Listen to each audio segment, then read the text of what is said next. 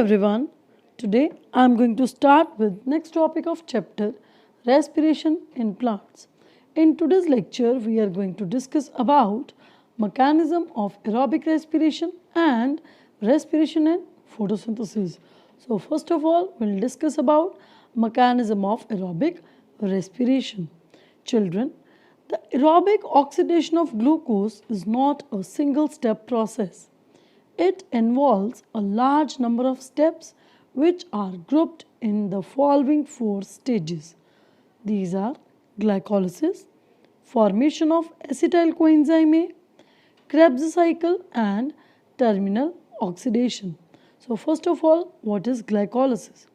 The word glyco means glucose and lysis means breakdown. Glycolysis is an anaerobic process that takes place in the cytoplasm of the cell. It is a common in both aerobic as well as anaerobic respiration and hence it is also known as common pathway. During glycolysis, one molecule of glucose is converted into two molecules of pyruvic acid with the liberation of 8 ATP molecules. Each pyruvic acid is 3-carbon compound. This pyruvic acid then converted into acetyl coenzyme A with the liberation of carbon dioxide and 3 ATP molecules. This acetyl coenzyme A is a 2-carbon compound. It then enters into mitochondria. In mitochondria, this acetyl coenzyme A combines with oxaloacetate, which is 4-carbon compound, and results in the formation of citrate, which is 6-carbon compound. This citrate then converted into alpha ketoglutarate with the liberation of 1 carbon dioxide molecule and 3 ATP molecules. This alpha ketoglutarate again get converted into succinate with the liberation of 1 carbon dioxide molecule and 3 ATP molecules. This succinate is a 4-carbon compound. This succinate is converted into malate with the liberation of 3 ATP molecules, and this malate, which is 4-carbon compound, is converted into oxaloacetate, which is 4-carbon compound with the liberation of 3 ATP molecules.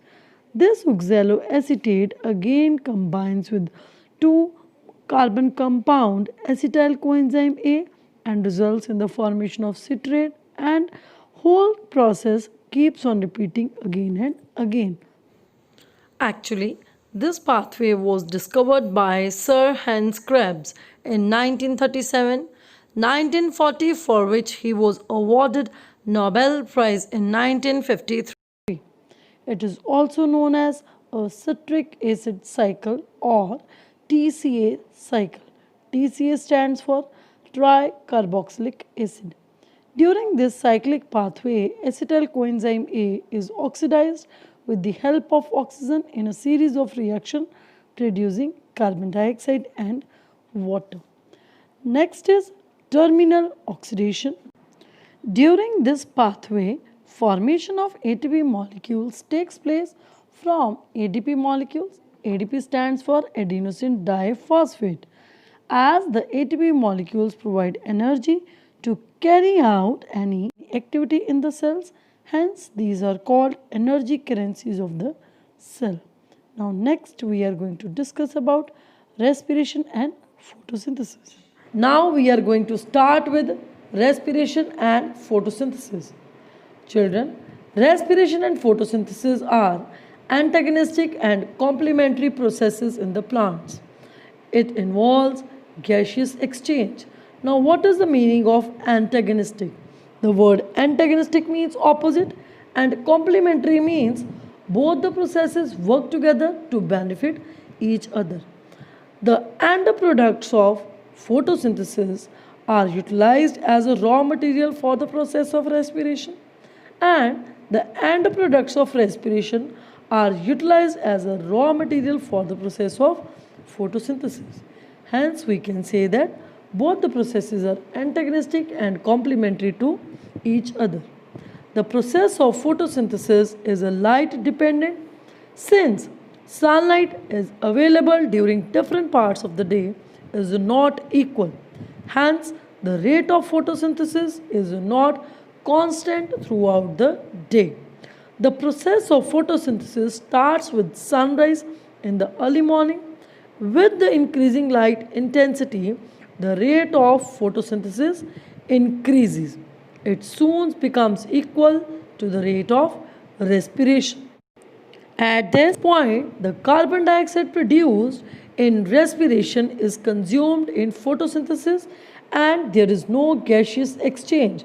And this point is called compensation point. The rate of photosynthesis exceeds the rate of respiration in the afternoon. As the light intensity is reduced in the evening, the rate of photosynthesis also decreases. It once again reaches at the compensation point. In the night, there is no photosynthesis and the plants release large amount of carbon dioxide due to respiration. Now, what is compensation point? Compensation point is a point at low light intensity at which the rate of photosynthesis becomes equal to rate of respiration. Now, the difference between respiration and photosynthesis is very important. Respiration occurs in all the living cells, whereas photosynthesis occurs in the chlorophyllous cells only. It takes place at all the times without interruption. It takes place in the presence of light only. During respiration, oxygen and glucose are used, whereas during photosynthesis, carbon dioxide and water are used. During respiration, carbon dioxide and water are released as end product, whereas during photosynthesis, oxygen is released as an end product. Next is chemical energy stored in glucose molecule is converted partially into heat and partially stored as ATP molecules, and light energy is converted into chemical energy and stored in the bond of glucose during photosynthesis. Respiration results in the loss of weight, whereas photosynthesis results in the weight gain. Respiration is a catabolic activity during which glucose is oxidized, whereas photosynthesis is an anabolic activity during which glucose is produced. Now you must be able to answer the following questions. Explain the mechanism of aerobic respiration. Explain how photosynthesis and respiration are antagonistic and complementary to each other, and differentiate between respiration and photosynthesis. Now, kindly learn all the question answers properly and write important questions on your copies. Thank you so much.